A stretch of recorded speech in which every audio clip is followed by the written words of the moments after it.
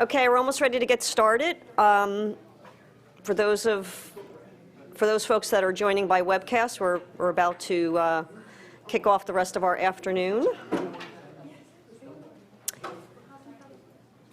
So our next session is titled The Journey to Shared Value, and I'm actually going to modify that title a little bit to say The Journey to Shared Value or The Journey to Something Else, because we don't want to presume that everyone is on the path to shared value, and the whole purpose of this next discussion is to, of course, look at shared value and its potential, but also look at or talk to organizations who have perhaps done something a little differently. So to start us off, we have Kyle Peterson from FSG. Very excited about that. And Kyle will give us an overview and set the context, and then we'll invite our panelists to come forward after Kyle speaks and after we've had a little chance for Q&A after Kyle's talk. So Kyle Peterson has managed over 100 consulting projects for FSG, working with the world's leading companies and funders. He has also led many of FSG's global health and global development engagements and has been a key contributor to the firm's shared value, catalytic philanthropy, and collective impact frameworks. So with that, I'll ask Kyle to come forward.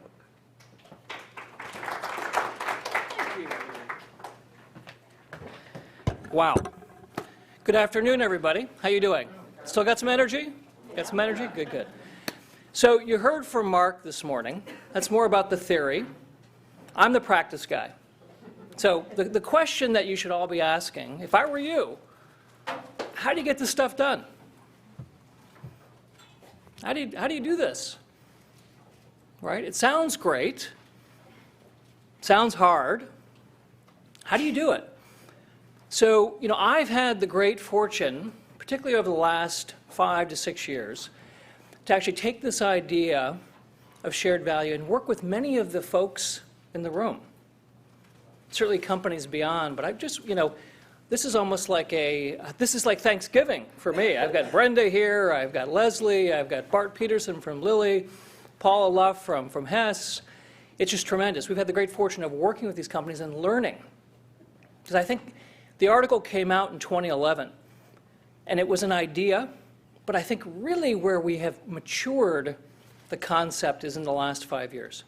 And thinking about how do you get this work done to create the social and business impact that we all aspire to. So my job here over the next 10 or 15 minutes or so is to share with you a bit of a frame for how this actually happens. Now, I have an even bigger caveat than Jane when she said this is untidy. Man, this is untidy. So really what we're going to do here, and when the panel comes up, is look under the hood. Move away the bright lights and the reports and the conference talk, and look under the hood. How does this actually happen? So my job is to provide a bit of frame on that, but it is untidy. And at the end of my few remarks, I want to share with you a few of the challenges. I'm sure that my colleagues who are going to come up here and talk will share with you a lot of challenges. I'll just kind of kick that off, okay? Actually, how do you move this forward here?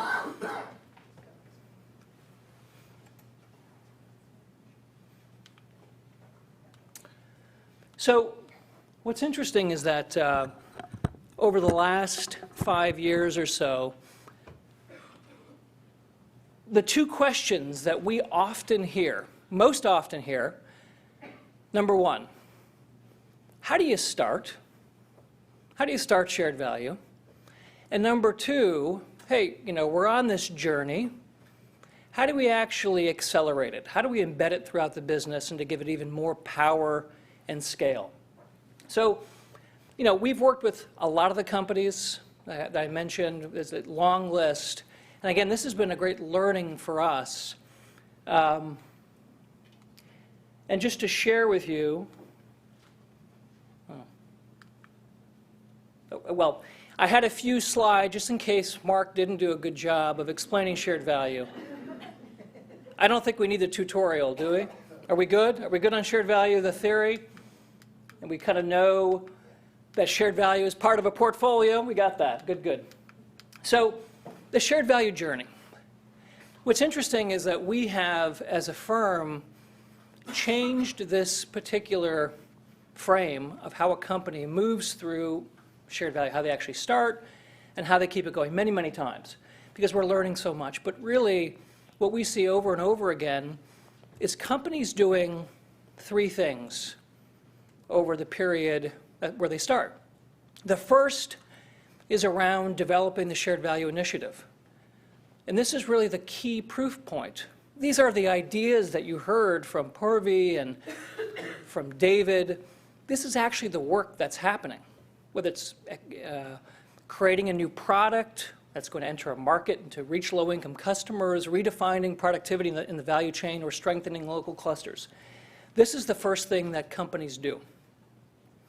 Once they've done that, and there's some success, what we begin to see kind of moving through this adoption is companies tend to do more.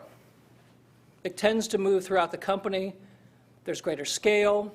I think folks throughout the company, not just senior management, actually look at shared value as something that's material and something important. They pay attention to it. And then kind of a third phase is where companies move beyond the thinking of the initiative to say, how do we systematize this? How do we actually embed this in the company? So they think about things like talent and measurement and actually where they structure, where they actually put these initiatives. But that's the, again, this is very, very simplified. And what we find is that companies tend to move throughout that journey at different paces, fast, sometimes very, very slow, I think depending upon three things. One is the motivation. How do they actually come to this idea? Secondly, it's the people.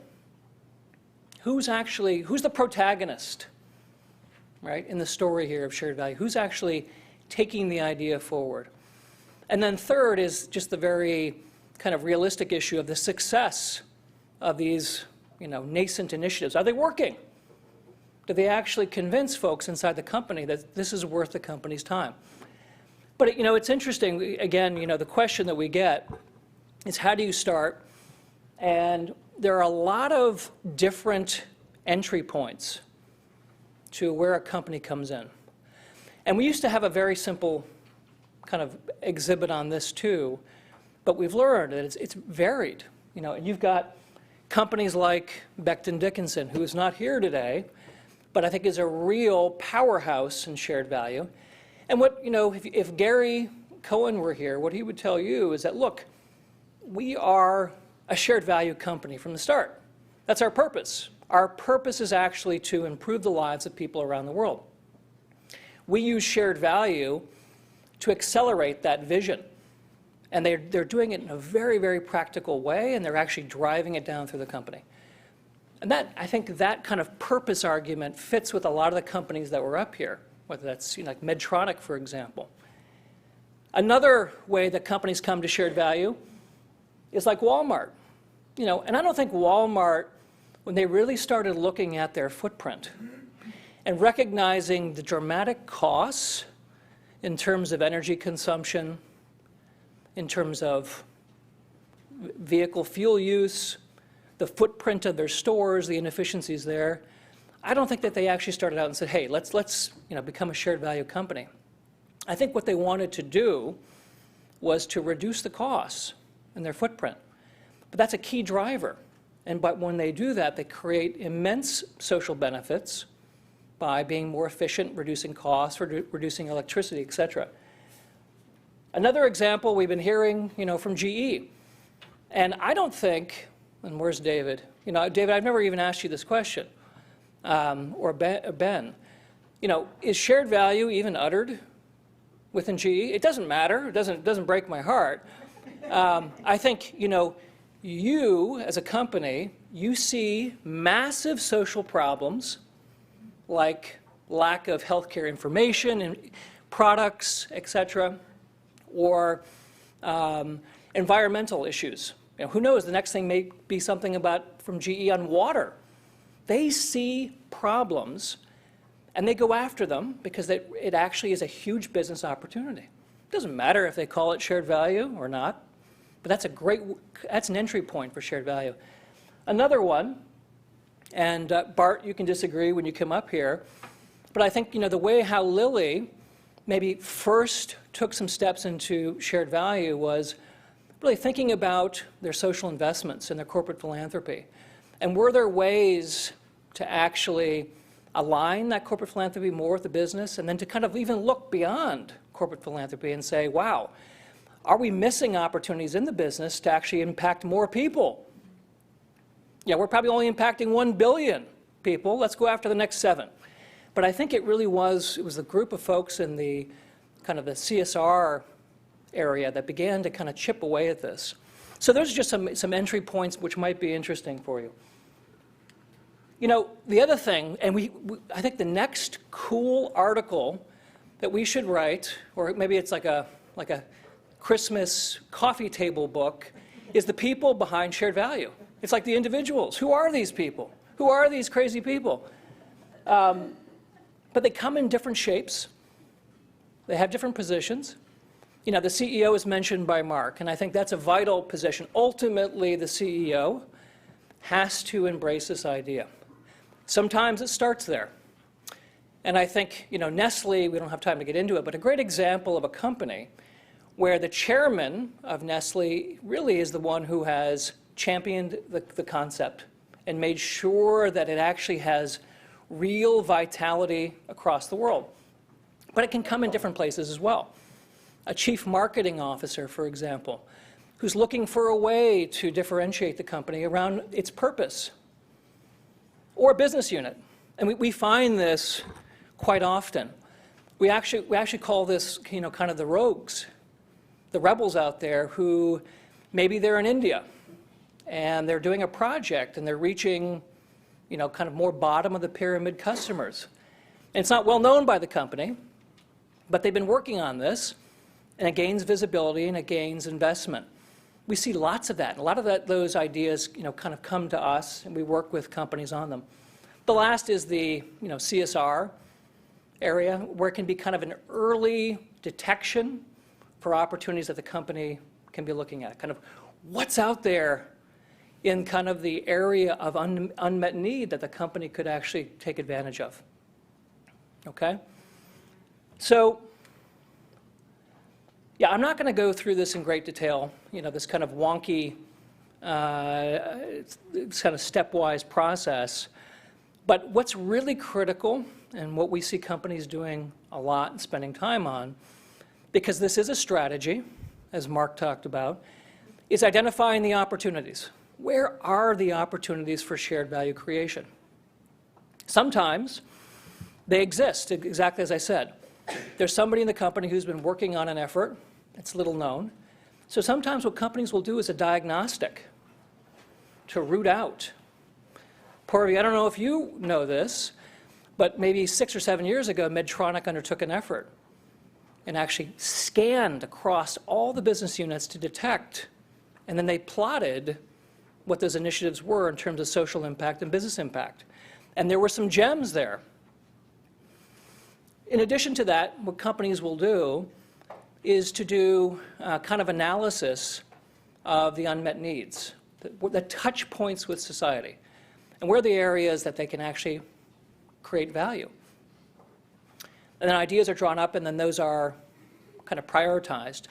There's some really, really creative ways that we've seen that companies can do this. And I wish some of my friends at Western Union, is anybody here from Western Union? I wish they were here. Because what they do is they'll bring in a group of people on a particular problem. Let's say it's education. They bring in education experts, nonprofits, and they'll say, okay, what's going on in the world of education? And what's our opportunity there? And they basically do an innovation session to try to find where does the unmet need meet their business opportunity. We're beginning to see other companies do that as well.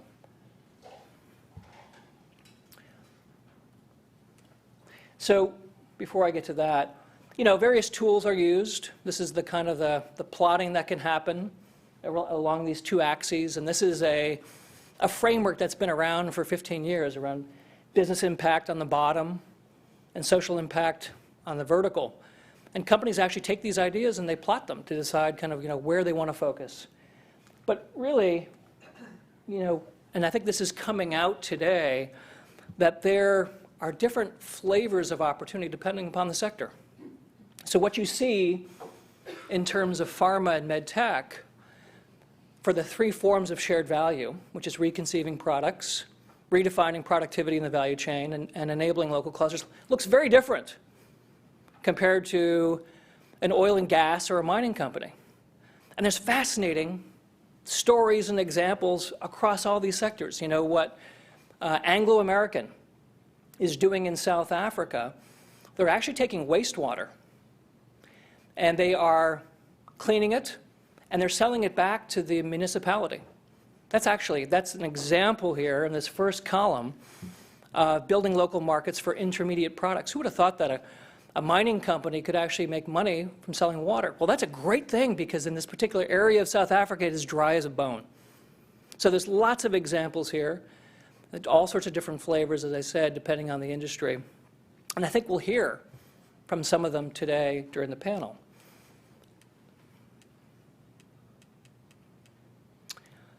So as I mentioned, beyond the initiative, companies begin, this is, companies maybe that have been working on shared value initiatives for a while. And I think, again, Becton Dickinson is a great example. BD is now thinking about things beyond creating singular initiatives. They're looking at the issues in organizational commitment. How do they create processes?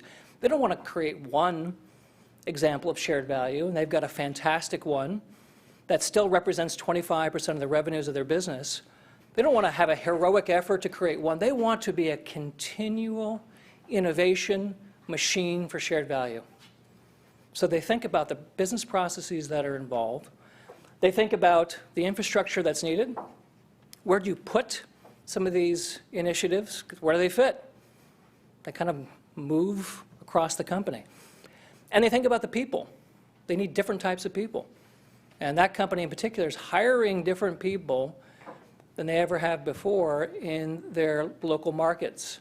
Hiring former nonprofit leaders rather than people who have worked in med tech, which is a fascinating thing because they need people who can actually understand and kind of look at the health concerns from a Ministry of Health point of view, can talk to a Minister of Health, can go into a village, can come back to headquarters and talk to a board. So they're looking for hybrid characters. And certainly measurement is something which is popping up more and more. This issue that came up that Derek, I think, did a great job in talking about. And on that issue, probably among all the things that on that list, kind of beyond the initiative, that those kind of enterprise key management issues that companies are thinking about, measurement is this kind of bugaboo. How do we do it? And we've been spending time thinking about this. And I think, there's a couple of insights here. And one of them is just, is very, very basic. And that is when companies actually go after, monitor, and report and really understand the social results, do the tracking there, they're able to get the business results they're looking for. They make a very, very tight connection. Again, BD is just an example. There are a few companies, I think, that are on the vanguard of this. BD has gone through a whole effort to put a whole slate of its potential products and existing products through a regime of measurement. And they're after understanding this linkage between these kind of social issues and how they actually benefit the business. And it's fascinating. And just to this point, we always find it interesting when companies talk about integrated reporting. And this is not a criticism, but we see financial report and we see a CSR report. We rarely see these two things combined. And even on what we spent a good deal of time talking about today in terms of wellness, employee wellness, I think rarely, and maybe you can correct me, but rarely have I seen the benefits to employees in terms of reduced diabetes or heart disease or whatever those benefits might be, next to the cost savings. And me, as a shareholder, I get to see that. Or, for a pharmaceutical company, what is their contribution to affecting a particular disease in a particular area? Very hard to measure, but nevertheless, you don't see. And then what's the financial benefits from that? Some very provocative things come about from measurement. Lastly, this is, I think, probably the coolest and I think unexpected aspect of shared value that I've seen in the last 3 to 5 years. I would never have called this one out. And that is, with the rise of shared value, you see major international NGOs, in addition to the bilateral donors that Mark was mentioning, like AusAid, DFID, USAID, but major international NGOs. We have several here, like CARE and Save the Children. But there are many others who are basically saying, look, we no longer want to be well, we're not going to say no, but we would, in addition to being a grantee of a company, we'd like to be a business partner. And are there ways that we can find opportunities that have mutual benefit?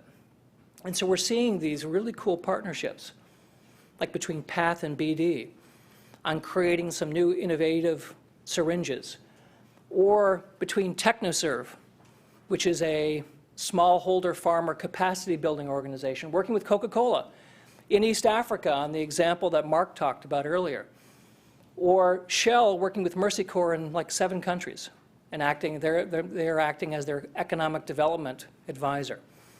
So that gets fascinating. Just to end, because we're out of time, this is not easy at all. You know, I've seen, people, the protagonists of shared value almost lose their jobs in some cases.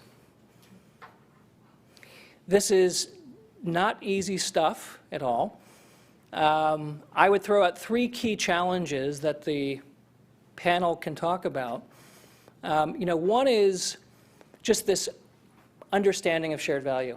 And what I think is fascinating is that because of the legacy that exists on corporate philanthropy, there's confusion a lot of times between shared value and corporate philanthropy. What are we talking about? And I think that confusion can come into a company and affect its ability to really drive forward. A second issue is timelines and patience.